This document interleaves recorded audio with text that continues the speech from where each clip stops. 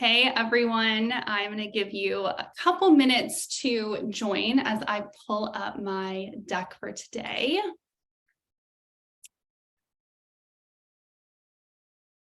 All right, we have people pouring in. You should be able to see my screen. Barraj, give me a holler if there's anything wrong, but I will go ahead and kick us off for today. My name is Linka Sipos. I'm the partner and customer marketing manager here at Ordergroove, and I'm going to be your moderator for the webinar today. So thank you so much for joining us. Our topic is tactics every brand needs in 2023 to combat market volatility. I'm going to go over a few housekeeping notes, and then I'll hand it off to our wonderful speakers today. So today we have a 90-minute webinar. You're going to see 5 speakers go through about a 10 to 15-minute presentation, and there's going to be a Q&A session followed by every speaker. So please drop any questions that you have in the chat, and we will make sure to address as many of those as possible. A second note here is that you'll receive a recording of this webinar later this week, so please keep an eye out in your inbox for that. And third point is if you do need to contact us after, you can do so via the email listed here. So these are today's wonderful speakers. You will get to meet them one by one as they're going through their presentations. But first, I'd like to introduce you to Balraj Jutla, who's the Agency Partnerships Manager here at Ordergroove. So with that, I will pass it over to Balraj to kick us off today. Awesome. Thanks, Linka, for that awesome intro. It's a pleasure to be here today and to have this opportunity to present to all of you today. So I'm going to go ahead and share my screen.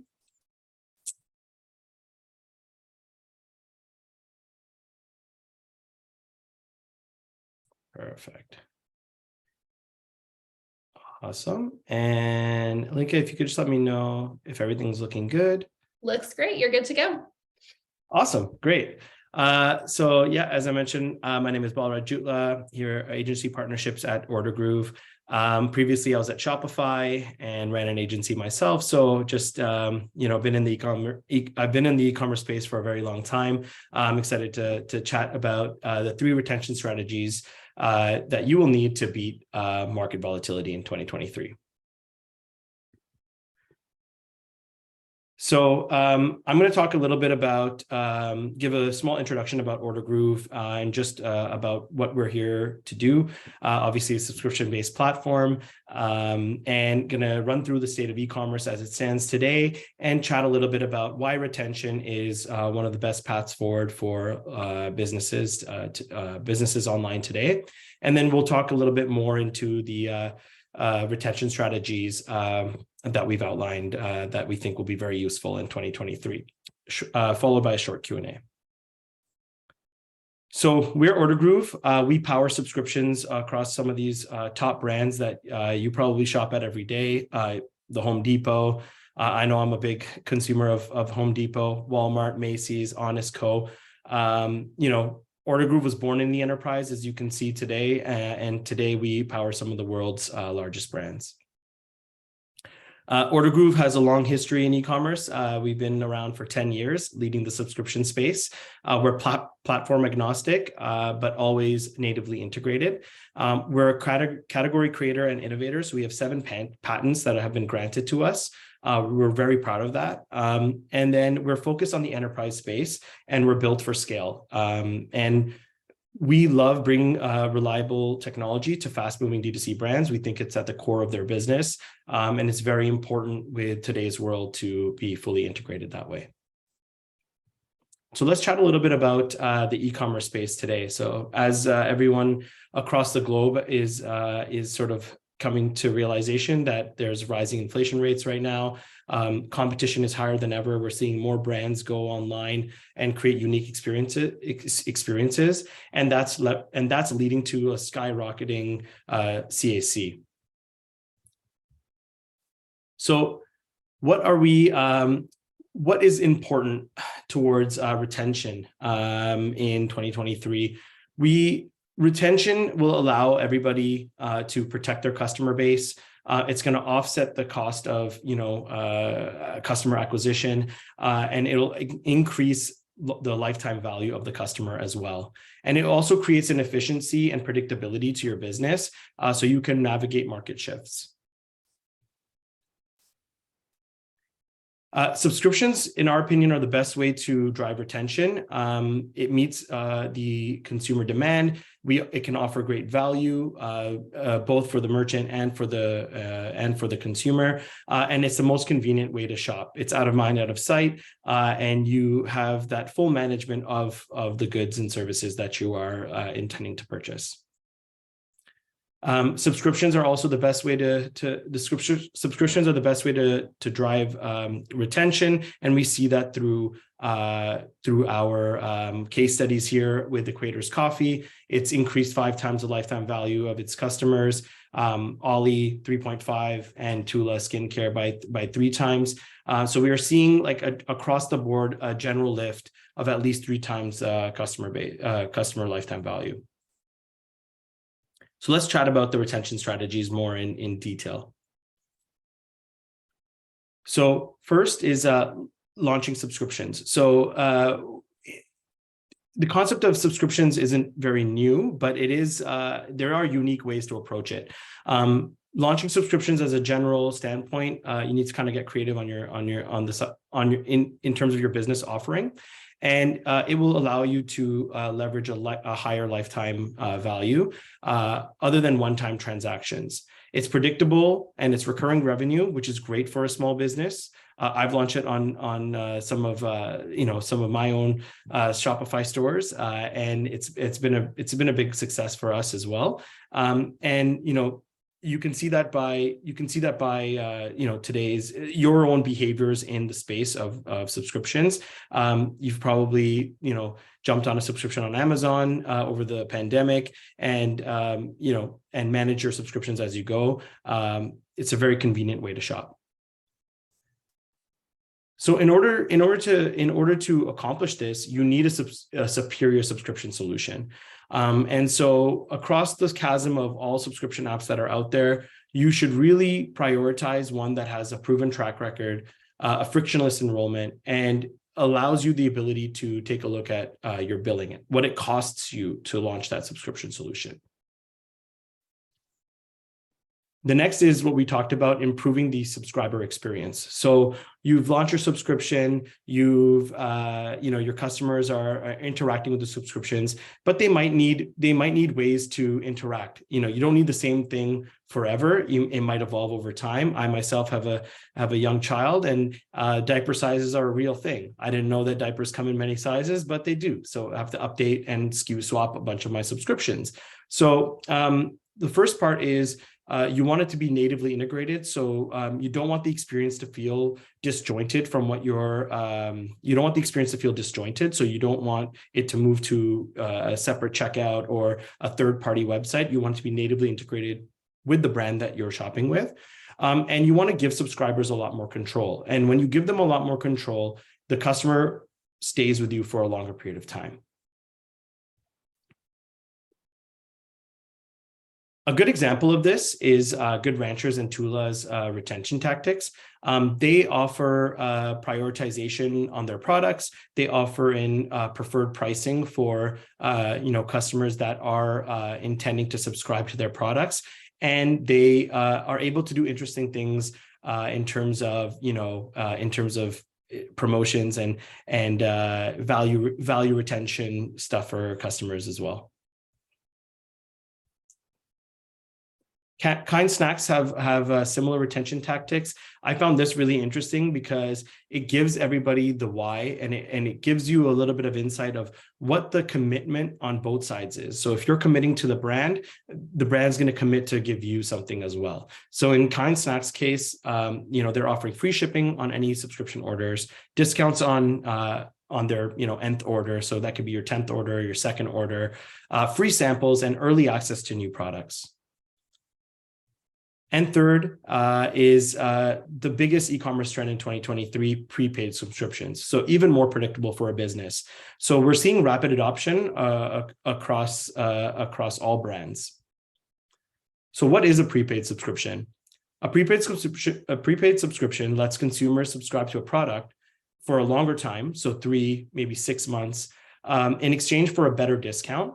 And the term obviously, as I mentioned, needs to be well thought out based on the product that you're looking at, but you can set that up in a very flexible way, and it depends on how the brand chooses to provide that subscription.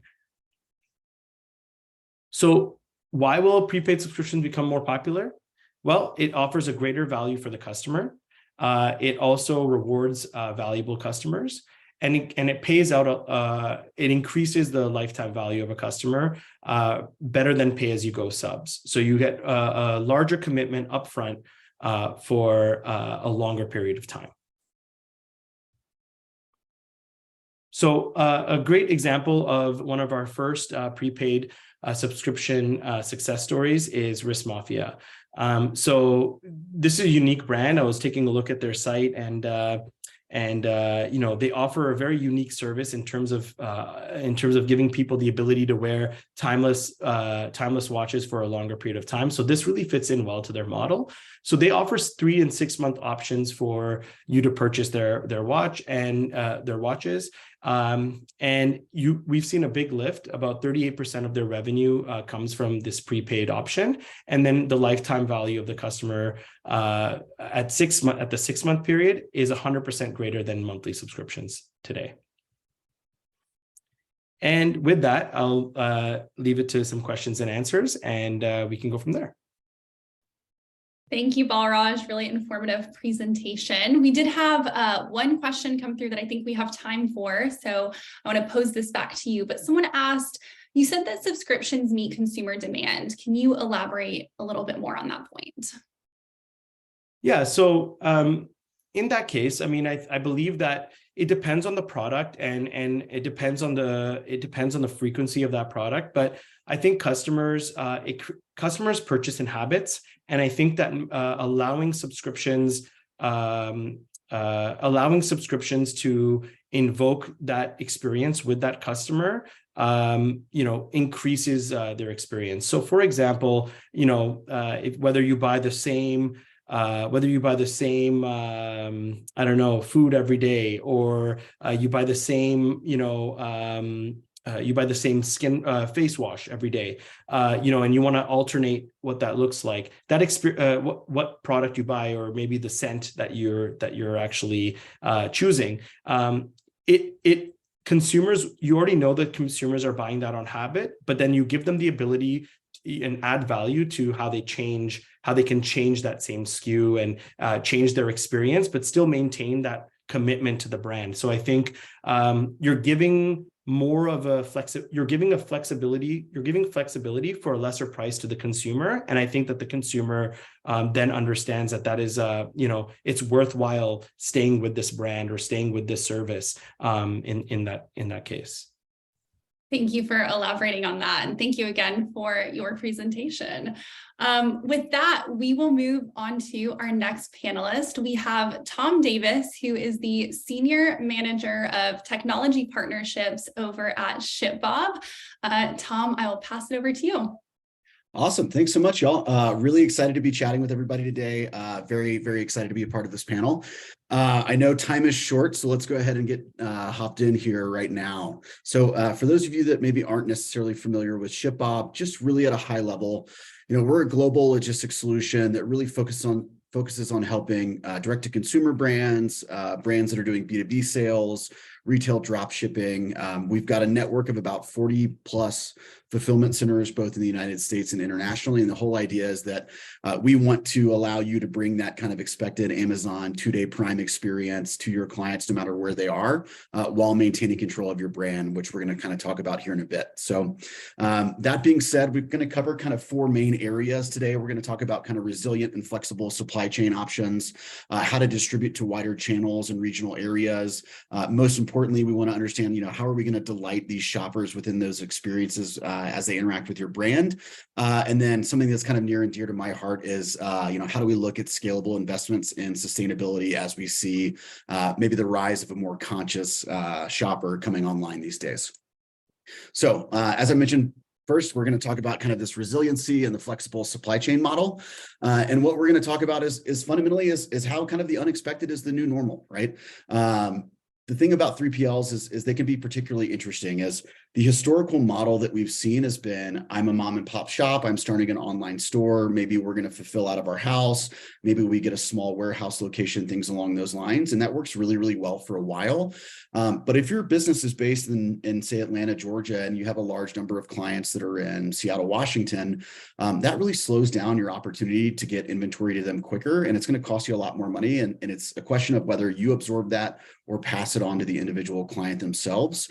So what we always look at doing with our individual clients or just e-commerce sellers that we're working with in general is we want to make sure that you are distributing inventory closer to your customers, right? We want to reduce this kind of number that we call TNT, that time in transit. We want to make sure that you're able to get inventory in geographic regions where you might not have had them previously because you were doing all of your fulfillment from in-house. And ultimately what that leads to is a reduction in the cost of the shipping. It leads to a reduction in kind of transport related emissions component. And more importantly, we're getting our inventory and our items to our clients in a much faster manner, because that's what we've come to expect. Frankly, if I'm shopping online and I don't get a 2-day delivery opportunity, it frustrates me. I have to kind of like put on my patience hat, so to speak. But what we're seeing really is this rise of the prime generation. 42% of shoppers expect that 2-day shipping option. And we want to make sure that you're giving your potential customers what they expect, and you're able to meet those expectations. So being able to do things like putting on like a 2-day badge on your online store to be able to show, great, I can get that to you within the 2 days.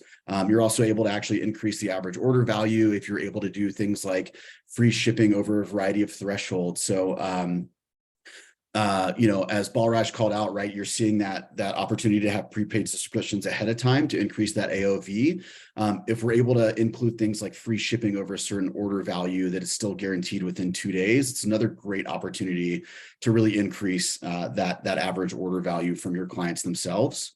And ultimately, it comes down to, frankly, what do you have in stock, right? So 46% of consumers are willing to shop with a competitor if they have the products in stock. So if you don't have that visibility from whatever warehousing solution you're using now, whether you're self-fulfilling, depending on how it's integrating with your particular storefront, you always want to make sure that you are showing those accurate inventory level counts. And then even on the back end of the warehouse management side of the house, putting in rules to say, if I have less than 50 of a particular SKU, notify me to go ahead and reorder and re-import into my my warehousing tool. So then that way you're never out of stock. Your customers are coming to where you are, they're shopping with you, and they're not going to a competitor just because it's out of stock or it seems like it's a low value there. Now, that's talking about kind of like your broader product placement strategy, right? And that's all well, fine and done. But fundamentally, we're seeing a broader shift in terms of how and where customers are finding your brand and your products themselves, right? So the biggest thing that we're seeing over the last 18 months has been this broader shift into kind of omni everything, right? Like, what channels are you selling in? Are you getting hyper regional? What are those components? And the reason why we're seeing these is we're recognizing that consumers might browse online now that, COVID is more and more behind us. The world is reopening. People are maybe browsing online and shopping in store. And then on the flip side of that is they might be out and about with friends having lunch and they see something at a local retail store. They go home, do a little bit more homework, and then they're able to buy it online. But fundamentally, what we're seeing is that 84% of the businesses that are surveyed say that kind of connected, shared brand experience across channels is going to be more and more important over the coming years there. So fundamentally, how do we reach our customers if they are everywhere, right? So as you're looking to scale your business through 2023, making sure that you're working with a logistics partner, a fulfillment partner that gives you really the opportunity to sell on just about any channel to meet your customers where they are, right? It's going to get you an opportunity to be found on Walmart.com or TargetPlus.com. It's got the ability to continue that brand loyalty because you're in you're meeting your merchants where their individual interests are. So it's a marketplace, your website, any other retail drop shipper, whatever that may be, but making sure that you're meeting those customers where they are and working with a fulfillment solution provider that can allow you to do that is really, really going to help you scale while providing that peace of mind that you've got a team on the back end that can handle any shipments depending on where they come through. Now, one of the things that I always love chatting about is the B2B commerce side of the house. Direct to consumer is really, really awesome. But what we're seeing more and more, specifically with our own merchants, is they are wanting to get into these retail shops. So making sure that you've got a logistics partner, a solutions partner, whoever it may be, that can help manage all of the inventory, the order fulfillment from a single dashboard. And most importantly, ensuring that the retailer's unique WRO process, the way that they receive inventory from you, can be honored, can be respected, and that can be handled along the way to make sure that you're not potentially sending inventory to a retailer that gets rejected because the paperwork's not formatted properly and you used a plus symbol instead of a comma or whatever it may be. They're very, very unique in their needs, but understanding that you have solution partners that can allow you to connect to this vast network of folks is really, really important as you look to expand, not only from your direct D2C website, but getting into the omni-channel component. And then when you're ready to really start really working with that B2B business, those retailers, you've got a partner that can help you scale up there. Now, I don't know if I can do this, but are you able to put in the chat of just like a yes or a +1 if anybody's selling internationally? Well, don't be shy now. If anybody's selling internationally, put it in there. The reason why I ask is part of that. There we go. All right, now we got some crowd participation. The coffee's kicked in. The reason why I ask this is, ShipBob fundamentally started as the domestic shipping provider, right? And as we've started to move up market and our clientele has grown and matured, we get asked a lot of questions about what's the international capability there. And something that we're very proud of that we've built over the last year has been not only building out our network of warehouses in Canada, the UK, EU, Australia, but this ability to really support with the cross-border fulfillment. I'm not sure how many of y'all are familiar with kind of like DDP and DDU. The idea is, are you prepaying customs at the time of order, or does the customer have to pay it once they get to customs? But the reason why I call this out is we've recently launched a product offering that supports DDP, right? So the idea is now the customer knows exactly how much they're going to be spending up front. You're getting through customs in some instances 20, 30, 40% faster than regular. And it's an awesome way to increase those conversions on the international orders because the customer isn't shocked with what they're going to get when those components come to their country, and they're actually able to receive them much quicker. And then something else that we're particularly proud of based on where we've strategically placed our warehouses, we can support shipping to 200 countries. So if you are really thinking about global expansion and getting out into a new market, we'd love to chat with you and help you understand how to optimize and how to make sure your inventory is going to the right locations to support the goals that you have. Now, I know we've got a couple minutes left, so I hope I'm not talking too fast. But my favorite thing and the reason why I fundamentally joined ShipBob as a whole was this notion of a delightful shopping experience, right? So we know this, Balraj called it out, right? 90% of shoppers are gonna pay more for products from trusted brands. They're gonna reshop with them. That retention is a major key that he called out for you. One of my favorite things in the world is these things like custom packaging here, right? The ability to actually control that true brand experience in a way that historically you can't do with Amazon because they've got rules and regulations around how you have to ship components. But let's be honest, you order something online, you get that package has a 100% open rate from a marketing perspective. So this is a really great way to get in and control that brand and really show that there's this positive customer experience there. Now, another component that we love in terms of delivering that like really delightful shopping experience is product batching, right? Is there an opportunity to say, this will ship within XYZ days or guaranteed to get there overnight, whatever it may be. But this idea to say, we know you're on our site. We know you trust us with your business. We can guarantee that we can get this to you within your expectations so that your customer isn't ordering something and then constantly refreshing and trying to figure out, kind of where that order is. But just in case they are, we always recommend that folks over communicate with email and SMS. Now, I'm not saying spam everybody, et cetera, but partnering with world-class solutions like Gorgeous or Klaviyo really gives you an opportunity to show, what is the tracking timelines? Everything's very clear in terms of where the item is from the shipping fulfillment component. Is it out on the road? Is it out for delivery? So that you're maintaining that current line of communication and you're not only setting, but exceeding those expectations that your clients have. And then, as I mentioned before, right, I love the custom boxing. I love the custom packaging. I love this idea of differentiating yourself. So being able to do things like inserting gift notes, branding the packaging, whatever it may be, goes a really long way. In my own personal life, I recently ordered something called Recess Soda. It's like a sparkling water thing, but very, very beautiful boxing, very beautiful brand. And they actually had this like really funny note that said,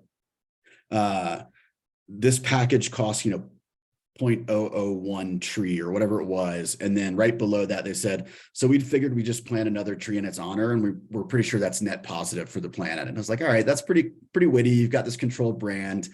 It looks good. And then not only that, but you're showing us that you recognize maybe the impact that you're having and you're wanting to kind of make a change there. And that's kind of what leads us to our last component. We want to make sure that merchants have an opportunity to make really scalable investments in sustainability. I'd be lying if I said a couple of years ago that really mattered to me. And I will say that sometimes it moves the needle for me. Other times it doesn't. I think it's just kind of the cost of doing business. But what's been really interesting to see from a study perspective is the younger generation of consumers are far more eco-conscious than maybe their predecessors are. And so being able to say, this package resulted in one new planted tree, or we were able to offset our carbon footprint by XYZ. I forget the number off the top of my head, but I think it was like 67% of consumers are now actively looking to purchase from brands that are looking to offset that carbon footprint. So it's so important that you are thinking about this as you maybe look to a younger generation of consumers and what's important to them so it mirrors those values of your brand. Now, that being said, we love the team at Ordergroove. If you've got any questions for us, we're always happy to hop in the chat. You've got Katie Murphy here. She is absolutely phenomenal from our side. But if you want to come check us out and sign up, we're offering $1,000 in free shipping credits. And that being said, I'm going to open it up for a QA if anybody has any questions. And looking forward to seeing the remainder of the presenters and the content along the way. Thanks so much, Tom. For the sake of time here, I am going to move us along to the next panelist, but that was a really informative presentation. I think I can speak for all of us consumers when I say sometimes logistics kind of feels like magic when everything just comes together and it's at your door on time. So it's really interesting to see the back end of that. So with that, I'm going to pass it off to our next panelist. We have Blake Wise, who's the Growth Marketing Manager at Littledata. Blake, I'll let you take it from here. What's up, people? Hold on, I clicked out of this here. Glad to be here, Tom. I am a sucker for good packaging, that's for sure. And one of the things I think you nailed that I'm in such agreement with is putting your brand values right on the packaging, because it's, coming to them. Can you guys see the screen okay? I'm assuming yes. So yeah, again, my name is Blake Wise. I'm here from Littledata, and in this segment, we're going to be focusing on trusting your data and owning your channels. You guys are marketing on an incredible amount of channels with a lot of competition, and things are tricky going into 2023. I hope from this small segment, it's a quick slide that I promise I did not write with ChatGPT, but I hope you get inspired by the data stories for your creative, your campaigns, and your customer-centric marketing, because everything ultimately is about our end customers. So again, my name is Blake Wise, Growth Marketing Manager at Littledata. We get to represent so many amazing brands at Littledata. It's incredible. And sitting on the growth marketing team, I get to work with some really talented individuals across the globe. We have people in the US, New York, Romania, and the UK, all firing at all cylinders to create a really good data app for you to use and plug into your store. And so being in the marketing team, I get to brag about all the work that they're doing behind the scenes. So what we'll touch on, I love doing things in threes. I'm sure a lot of you guys are out there in the same way, is why Littledata. You guys might not be familiar with us. I hope you are, otherwise I'm not doing my job well. So I'll share a little bit about Littledata. And number two, our customers optimistic for 2023. This will be a question I'll open up for you guys as well. And then three trending tactics that D2C brands are focusing on. And I'll go to two of our customer stories to share with you guys so you have some expectations of what they were struggling with and how they were able to improve their overall data tracking. So let's dive right into it. So why Littledata? I think you guys all know data is crucial to your brand strategy and making data-determined decisions. Littledata is chosen by data-driven brands. So a lot of our brands that we connect with use multiple different apps that we integrate with.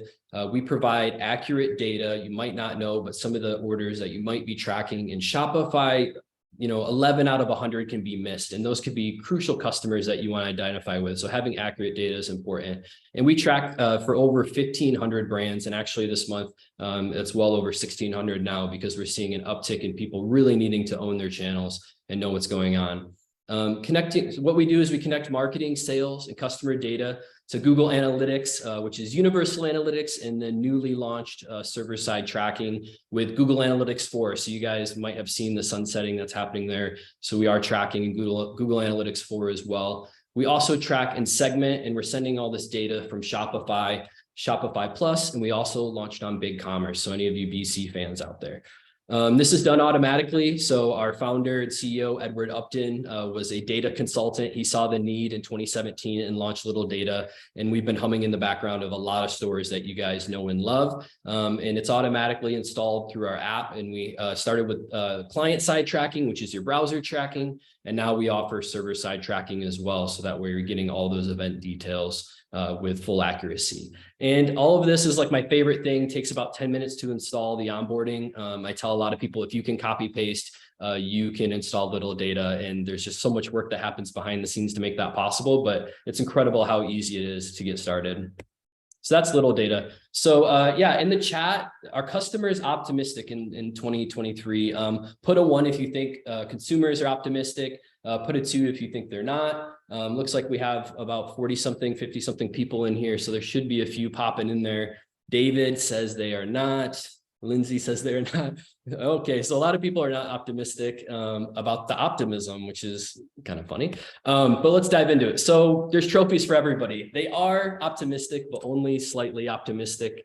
I love this quote from Lynn Franco, Senior Director of Economic Indicators at the Conference Board. Consumer confidence bounced back in December, reversing consecutive declines in October and November to reach its highest level since April 2020. As you guys can see on the chart there, there's the big surge during COVID and then kind of a huge drop off.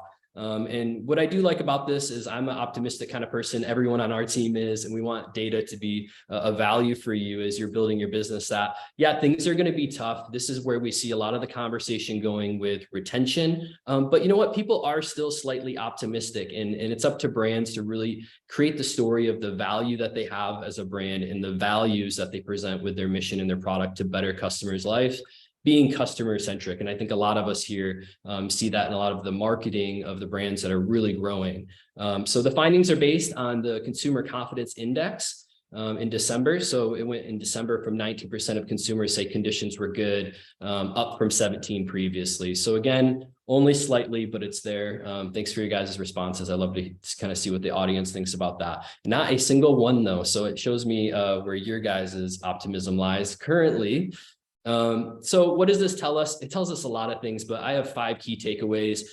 This is kind of compiled from that Consumer Confidence Index. It's compiled from what I'm seeing top brands, tech companies posting on LinkedIn and other channels, and then media as well. But here are the 5 takeaways that I have for 2023. Buyers are going to be more sensitive to prices and what's most important to them. How are you creating those must-wants in your promotions, in your campaigns, and the media you're putting out to cultivate community and also really showcase the value of your product? You'll need to continue to communicate the value of your product because you have customers, reminding them, and this goes back to even what ShipBob said about putting those facts on the box. I think that's a great tactic of communicating your value again, because people want to support brands that are missional and not their value of the product that they provide. A lot of these products change our lives, they improve our lives, they make things a lot easier for us, but also these companies are really great that are launching these different brands. So how can you retain and nurture your current customers, conveying the value? Knowing your channels is key. That's where data comes into play. You need to be more strategic with acquisition in the spending. You do not want to waste the dollars if you don't have to. So knowing your channels that are firing at all cylinders and pouring into those will really help with that. Number 4, focusing on customer lifetime value. This is a big one. You guys know it in the subscription place. I don't have space. I don't have to tell you. Retention on those channels, paid, organic, and both. Being able to identify those top customers within your base and targeting them with those values is going to be essential. Number 5, if there's only a slight increase in consumer confidence and competitors are pulling back, now might be the time to increase spend. Peter Thiel and a few other different people out in the space, they always double down. You can see that with their investments during times that seem tricky. So the same thing goes for us with brands, the companies that we're building. As people are pulling back, it might develop more space for you not to have to fight for that ad dollar or even just deal with the noise that's there right now. So trending tactics for D2C brands in 2023, I grabbed 2 of our most recent case studies and stories and amazing relationships we have with brands to convey a few different things that they were struggling with, and then also share how they combated that last year and then going into this year. So I think you guys will get some useful information out of this. And again, feel free to ask any questions. I know I'm a fast talker, so if there's something to repeat, go ahead and throw it in the chat, and I'm happy to explain further. So this is one of my favorite brands because they were a startup. They came out of nowhere. Flex Footwear, you might have seen them. I mean, look at that beautiful shoe. People from our team have actually ordered product from them after writing this because we were so excited about what they're doing and the quality and the research. But they launched in 2021, a minimalist shoe that was based off research and sustainability. So shoes that were sustainable. The research was based off of kind of that barefoot movement and how it's healthier for the body in a lot of different ways. They created this shoe that met a need for that crowd. Their largest channel for acquisition was Facebook and Instagram ads, no surprise there. But what they struggled with was the growth slowed down with the release of iOS 14, blocking that client side tracking that you guys know with ineffective pixels and building lookalike audiences, which was their bread and butter for growing the business and finding those folks that were interested in this type of shoe, this product within their demographic.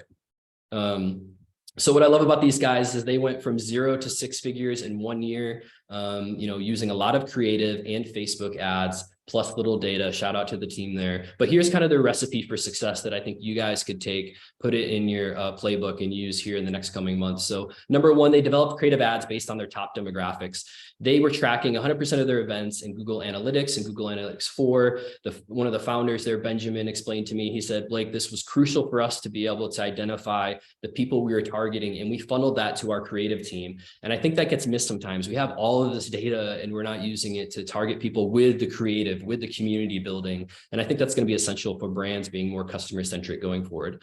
Number 2, they sent their data from Shopify to Facebook Ad Manager using Littledata's Conversions API. If you guys don't know what that is, please go over to our help center or our website. There's tons of information, but essentially it's that server-side tracking and it's providing better event data. They then took that data in Facebook Conversions API and the Facebook Ad Manager and created lookalike audiences based off of their customers with the highest order value. So I think it was crazy that they were able to find this niche, create an audience to lookalike, and really increase the amount of money they were spending with confidence. They had to slow down their spending and what they were doing before because they did not have this data to kind of prove the concept. A lot of us marketers, we get those gut feelings, but we do need the data to back it up and when we're executing our strategies, and they were able to have that with the data. They saw a 500% increase in monthly revenue, which is fantastic. And one of the things that I love about all the brands that work with Littledata is they save 30 hours of creating their own tracking and conversions and Google tag and all these little things they would have to do in maintenance, by using Littledata to track their Facebook ads and really execute on their strategy.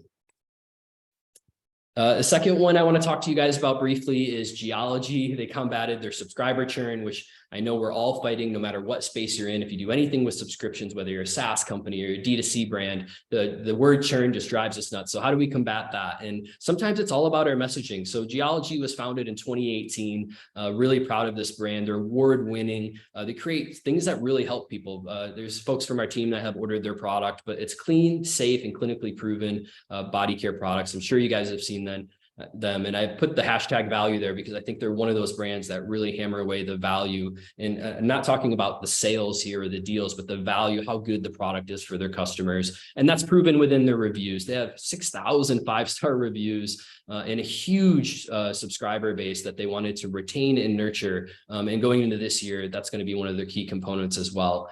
They wanted clean and accurate subscription data, and they were moving really quickly, which is essential to a lot of you guys out there because you're working on multiple things. And they really looked at Littledata as a patchwork to their data tracking, and they were going to build something on their own later. But obviously, I wouldn't be talking about them today if they didn't stick around with Littledata for good reason.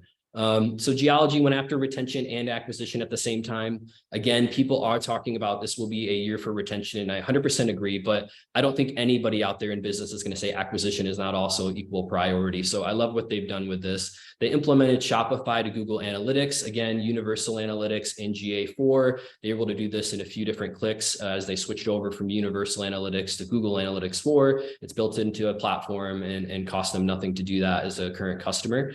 They were now able to track the customer's recurring payments versus one-offs, which is amazing to figure out which subscribers are there, where the subscriber base is, and how they can remarket to them. This gave them visibility to their lifetime value of their customers for that retention and that remarketing, and be able to really segment those two recurring versus one-off orders. And then they cite Littledata as helping them grow 3 consecutive years in a row by 150%, which is major. I was just so happy to hear that when talking to Steven, their head of growth over there, and just all the effort that their team has put into it. Again, we saw 150% in revenue growth, 25% retention rate year over year, which is major for subscription brands and this big audience they wanted to serve and continue to share their values. And then over 50 plus hours saved yearly with not having to maintain their data tracking with Littledata. So I hope these 2 stories are helpful to you guys. They get me jazzed up about life and what we're doing at Littledata to take something that is very complex and put it into a really easy to use tool for merchants out there. And again, we connect with a lot of the brands you know and love, like Geology connected with subscription tracking, and same thing with Ordergroove and checkout.com as well, who you'll hear from soon. So thanks for tuning in. If you guys have any questions, we'd love to answer them now. Thanks so much, Blake. We did have one question that I want to send over to you. How can people contact you and find these case studies on your website? Yeah. Go to littledata.io and go to our resource tabs. We have new case studies, and all of them are really developed in the last year or so. So they're all very relevant. And the goal with these is to share about our partners like Ordergroove, who we love, and different people that we work with, to show how you can take these recipes from brands just starting out like Flux Footwear to massive brands like Geology. We're using the same tactics and data tools in order to grow their business. So yeah. And then also, yes, please follow us on Twitter and Instagram, Littledata UK. We love chatting with you guys, and so thankful for this Shopify and big commerce ecosystem we get to a part of. And thank you so much, Ordergroove, for putting this on for us today. Awesome. Thank you. And Blake, actually, while you're speaking, I had one more question that came up, so I'm going to shoot that over to you as well. How do you accurately determine LTV by channel? Yeah, so Littledata, once you install it, that's the great beauty about the tool, is that we automatically calculate the LTV and by channel. There's custom dimensions that you can set up, or just out of the box in general. And that goes right into Google Analytics, and you would see that now reported in there, which you can use to build audiences and think through your data decisions. Awesome. Thank you. And I saw a link to the case study page on the website come through to the chat. So if everyone wants to— Yes, Gabrielle, thank you for sharing that. So with that, I will introduce our next panelist. We have John Serdykowski, who is the CEO and founder at Avex. John, I'll pass it over to you. Great. Thanks for having me. 1 second. Let me just share my screen.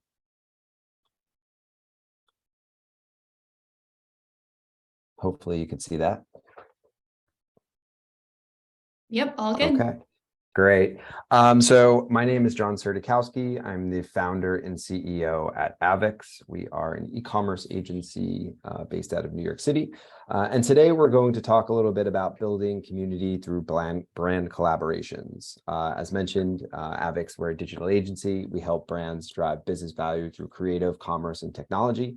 And we've worked with some really great brands in fashion, lifestyle, and consumer products on Shopify Plus, retention, and optimization. So just to kind of start things off, I wanted to talk a little bit about 2023 and how that's shaping up. We're looking at rising acquisition costs. It's 25 times more expensive to acquire rather than to retain customers. Loyalty is also rapidly changing, with 26% of customers indicating that they have stopped buying from brands that they shopped with before. Brands are also shifting to focusing more on retention. So 52% or more than 52% of brands were more focused on retention in 2022 than in previous years. And consumers have rising expectations. They're setting the bar a lot higher. Over 71% of consumers considered personalization a basic expectation, and 76% get frustrated when they actually don't receive that personalization. So how are we going to combat this? And I think first-party data is the first thing that comes to mind. Given that third-party data is very expensive and unreliable, but 81% of customers actually still are dependent on that third-party data. And as it becomes harder and harder to, with attribution and rising costs, more and more brands are focusing on that first-party data. Oops. So first-party data is great. Leveraging that first-party data, such as email, SMS, chat, are all extremely reliable ways for brands to better understand customer behavior and trends so that they can deliver impactful messages and experiences throughout the buying journey. But first-party data, although it's really important, will not completely solve customer acquisition problems, right? It's going to help with retention. It's going to help with being able to really own that data and speak to your customers more. But we need to find a way of how brands can attract these new customers and how can they reach new audiences. So when this happens, we often ask the question, or we hear a lot of brands that we work with ask the question, or make the statement rather, we should really build a community for our brand. Something that a lot of brands want to do, and they might be focused on it, but they might not know how to. So we're going to talk a little bit about why that's important, and also some examples of building a community around your brand, so that you could increase your brand awareness. So what is community? Well, community is when customers are invested in a brand beyond the products that are just being sold. Right, so that they're aligning with core values. They believe in the mission of the brand, and it's very impactful in their lives. So customers are 4 to 6 times more likely to purchase and champion those community brands, and those brands that focus on taking community first approach. Some facts about building a community. Customers they really care about purpose-driven brands. We've seen that with the rise of a lot of different brands, and this doesn't mean you have to be aligned with a charity or have a specific bigger picture in mind, but there has to be some meaning behind the brand and why it exists, and what the purpose is and how it aligns with those customers' values. Another fact is that recommendations from friends as well as influencers are driving far more sales. So recommendations could come from anywhere. They could come from a link that you see on Twitter. It could come from a recommendation from a friend, word of mouth. These are all different ways of how, and someone even mentioned it earlier, where e-commerce is everywhere. And brands are not just customers are not just finding brands through Facebook or Instagram ads, right? They're finding them from influencers, they're finding them from friends, various different ways that they're learning more about these brands and products. So building that community around your brand, it's going to build trust and loyalty. So this is one of the reasons why it's really important to focus on your customers and focus on how can you really build a loyal base of really advocates who are going to sing your praises.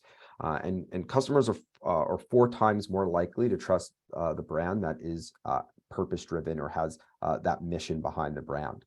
One thing that I pulled out of the Shopify Marketing Trends report that I found really interesting was a statement that was made in there that collaboration is truly the win-win way for brands to find new audiences in a way that doesn't dilute the brand. And I think one of the key things here is not diluting the brand. When acquisition costs are really high or sales are down, a lot of brands may focus on, well, look, we need to pump more money into marketing dollars or spend money on certain types of content, which, yeah, that could be important. But then they start to maybe give discounts or free things. And that's the number one way that you're going to dilute your brand, is starting to put a lot of money into marketing and also give discounts to your customers. Your customers aren't going to look at that as a ton of value that you're bringing to them. But good collaborations between brands is a way to reach new audiences and also be able to not ruin your brand image.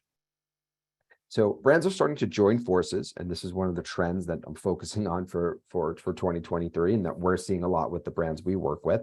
Brands are starting to join forces to co-create products and experiences to share audiences and data as advertising costs continue to rise. So with 26 million, and there's probably even way more storefronts out there competing for audience limited attention, you have to do something a bit different. And I do believe that the collaborations that we're seeing between brands that we've worked with and brands that are out there are really helping them share audiences. And in some cases, depending on the deployment, could even help them share customer data and information, especially if the collaboration is executed really well. So some examples of brand collaborations that we've seen out there, one of which we've also worked on. So this one I saw, I think it came out last year, was a really interesting way that a legacy brand or heritage brand partnered with a younger D2C brand. So Hidden Valley's ranch dressing partnered with Truff's original hot sauce, and it's a match that just kind of made sense. But what it did was it allowed the heritage brand to leverage a younger D2C brand's community and vice versa. So I think Hidden Valley probably made out with putting their brand in front of a much younger audience that might have not known them. And also Truff was able to reach a broader audience to using the reach of Hidden Valley because they're a much larger entity and larger brand. So I think it was a win-win here for both of those brands, and it was executed perfectly from the packaging design, the branding, the scarcity. They worked with influencers to endorse the new product. So it really created a lot of buzz, a lot of PR, and expanded the reach of both brands. Another one that we did work on was the collaboration between NBA and Hugo Boss. So what Boss did was they tapped into a new demographic by reaching more casual clothes-seeking customers. Boss is usually known for a bit more formal or higher-end wear, like blazers and suits and things like that, or sweaters. But they were really trying to tap into a younger demographic and a more casual wear. But it was a very limited release, and they needed to convey urgency. So they leveraged the NBA players' influence and culture. So they brought on ambassadors from the NBA as well as different influencers, and they had a product drop that was hyped through content, influencers, and social media. And what this really did was it helped Boss reach that younger demographic as well as a new demographic that might have not purchased their clothing line to really tap into the more casual wear. So it was a really great collaboration that made sense. And they released a ton of content on it, video and stories about this collaboration. One that absolutely does not make sense, but it just came out recently, was how Mischief created a cologne for WD-40. This one I thought was really great, and I just think Mischief does amazing work. But this collaboration, just like some others, should not make sense. But it had such extreme viral appeal and a limited supply for urgency. It helped them raise brand awareness through social media, influencers, and press. And it was just really fun and engaging. I thought this was great because it reached a younger demographic. And most people, maybe new homeowners or people who are taking care of things around the house, they probably don't have WD-40 in the house. Like it's a product that a lot of older people would. I own a home and I don't even have it in my house, but I may go buy it right now because I remember it from years ago. And this is just a really good way to be able to create a fun collaboration that really reached a different audience. So if you go to check it out and Google for it, it smells like WD-40. It's basically a cologne that smells like, I guess, oil grease. So it's probably not meant to be worn, but it did sell out really quickly. So a lot of people are buying it just for the novelty of it. And it's really getting the word out there about WD-40 even more. So how to get started building a community, especially through brand collaborations. I don't think there's a playbook for that. And I wish I could give you the 5 bullet lists of what you need to do. But I think it's more important that we ask some questions. And these are the questions that I think all brands should be asking themselves who want to build a community through brand collaborations. So first, what are your core values? This is extremely important to define as early as possible. What do you stand for? Even more importantly is, do they align with your customers' core values? And are you being authentic about them? Are you talking to your customers? Are you learning from them? Are you speaking to the right audience who do align with your core values and your mission? What do your customers care about? Finding out what's important to them. How does your product impact their lives and in society in general? If you're going to have a mission, if you're going to try to build that community, these are things that you need to be focused on, and the answer is going to be different for every brand. Are you giving your customers more than just a product? Think experiences or stories, or content. These are things that building a community is going to be the foundation of building a community. And finally, are you engaging with your customers and are you gathering feedback?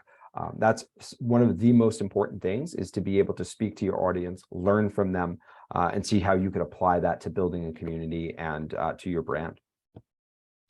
Thank you. Happy to answer any questions.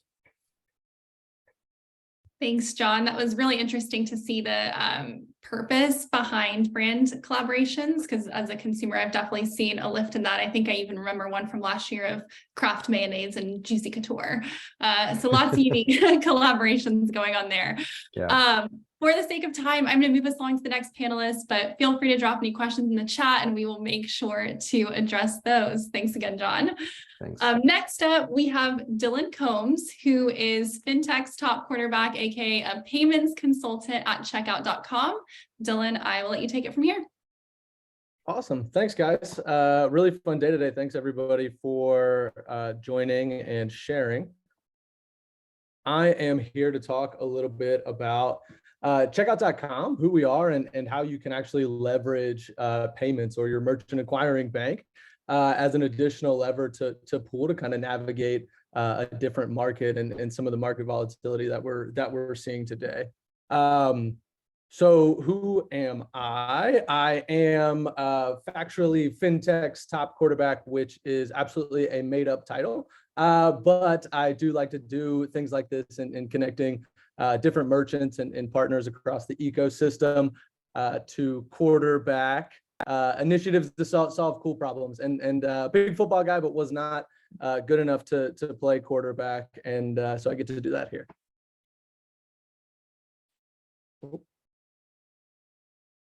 So who is checkout.com? I think it was Tom who made the point earlier about the delightful customer experience, right? And so we are a global payment service provider that is focused on ultimately, providing that delightful customer experience once they get to the checkout and ultimately decide to purchase something, right? Like a lot of the focus, I think, of today and of e-commerce generally is around advertising and bringing in new customers and retaining new customers even, but I think there's not enough focus perhaps on the simple act of once they've decided to make a purchase, the ability from your payment service provider to capitalize on that impulse simply by or not so simply by approving the transaction. So our company was founded in 2012 and our platform was built on the newest technology. And essentially what we're responsible for is connecting all of the merchants like yourselves and their customers to the financial ecosystem, right? Whether that's allowing consumers to buy things through Apple Pay and Google Pay or the credit card networks or even ACH here in the US, and several 30, 40 local payment methods globally.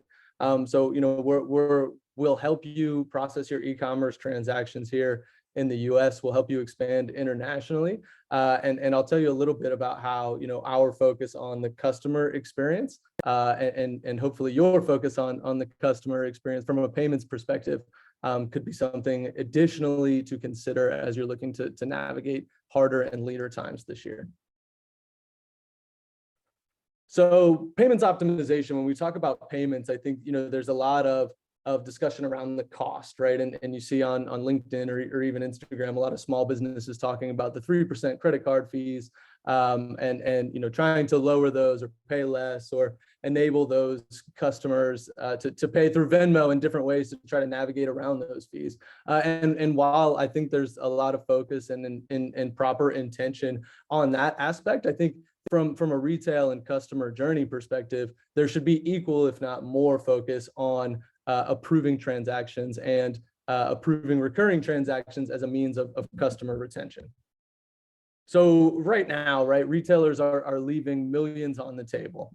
44% of consumers will give up a purchase with a merchant when they've experienced a false decline. 30% of retailers say that high false declines pose a risk to their business, and 1 in 4 retailers say that they have an issue with their chargeback rates.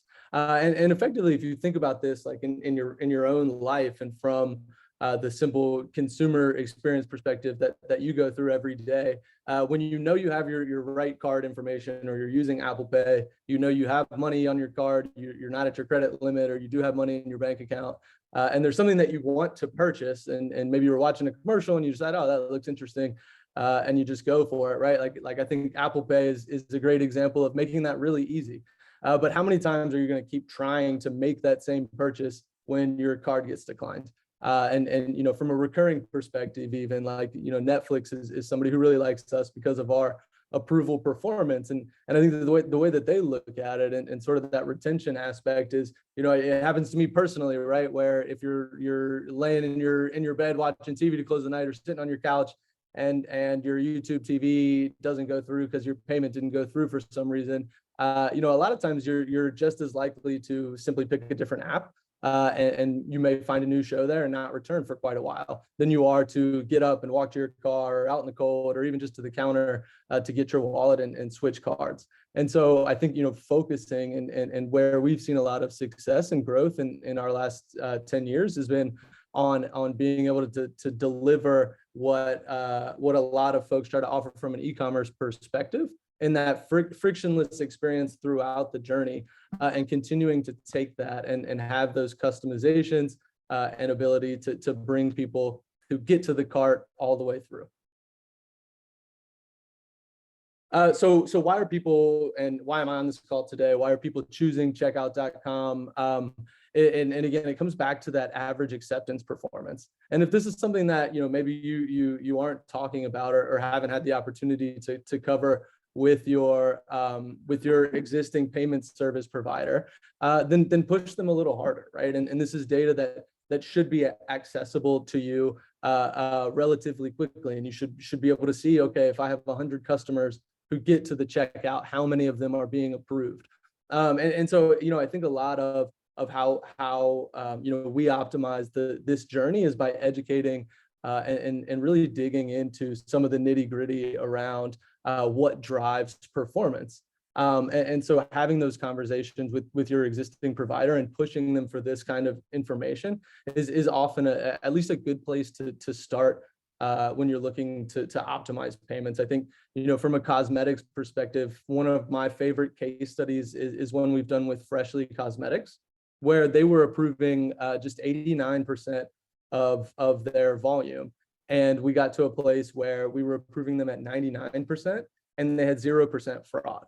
And so it's things like that, right? Where if you talk about, if you're doing $100 million a year and you talk about 10% of approval performance, that's $10 million in volume that's being approved simply from working with a better and stronger payment service provider. So some of the things that we do to achieve this, right? So first of all, we have 8 banking licenses that help us with local acquiring globally.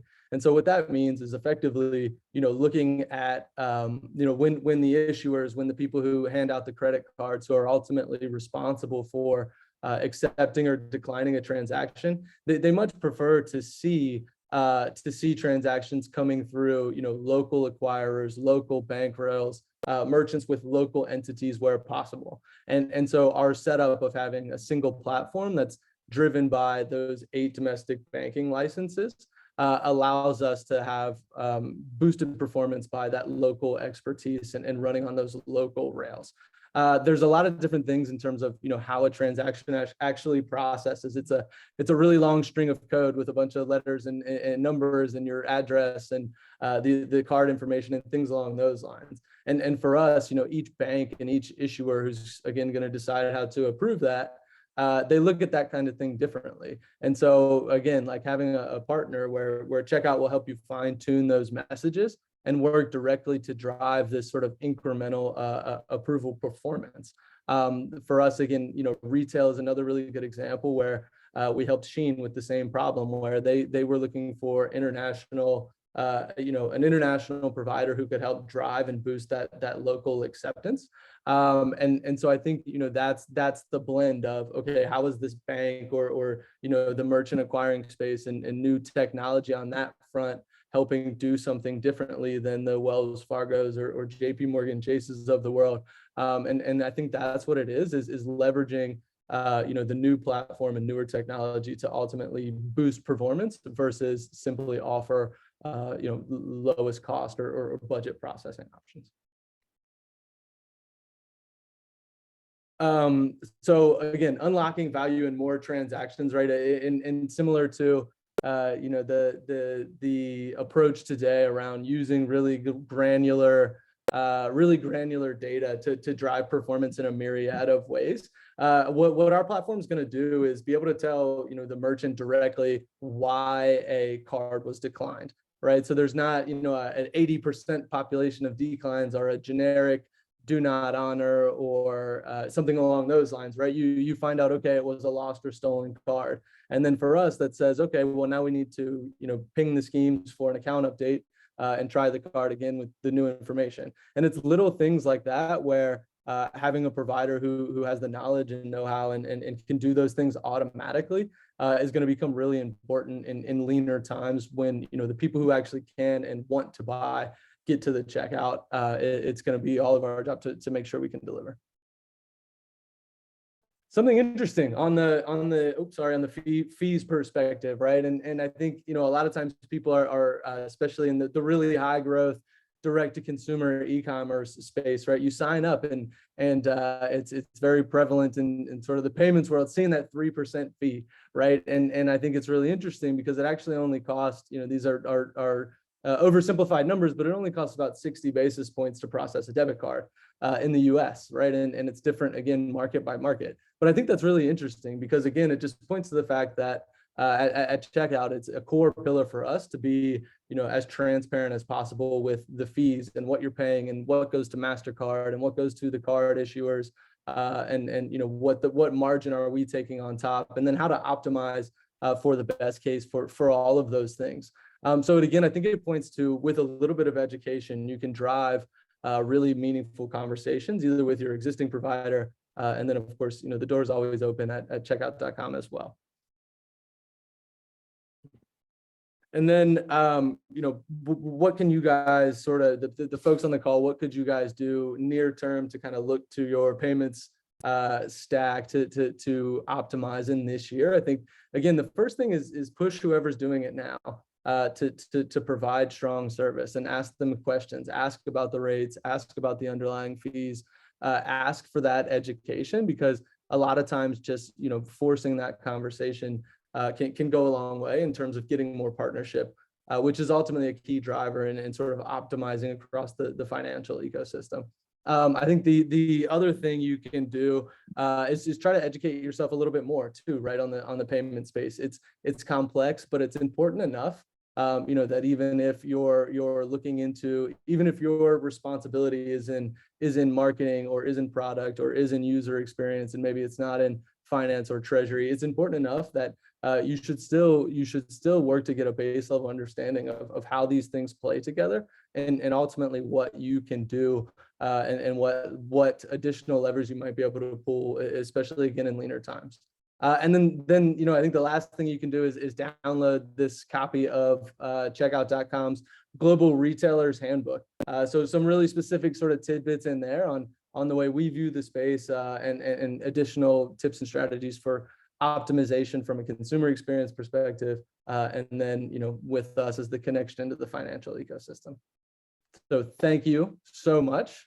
Talked a lot and really excited. But I think that's everything that I had for today. Certainly open for some Q&A, and then everybody can find me via LinkedIn and email as well if it would be helpful. Thanks so much, Dylan. As we bring this webinar to a close, someone did ask if you could send the link to the QR code directly in the chat. They might not have their phone on them, or something like that. So that would be super helpful. And it kind of, I think, sounds like from your presentation, frictionless is almost the key word. Make it as easy as possible for the consumer to check out on your site. Love that pun. Absolutely. Awesome. So that brings us to a close today. I want to say thank you again to everyone who joined us. I hope you got as many insights from this as I did. And I want to give another thank you to our panelists. This was really, really informative. As mentioned at the beginning of the webinar, we will be following up this week with an email with a recording. So you'll have that in your inbox, and you can reach out to the panelists via the emails that were provided throughout the presentation. Thank you again, and I hope everyone has a great rest of your day. Bye, y'all.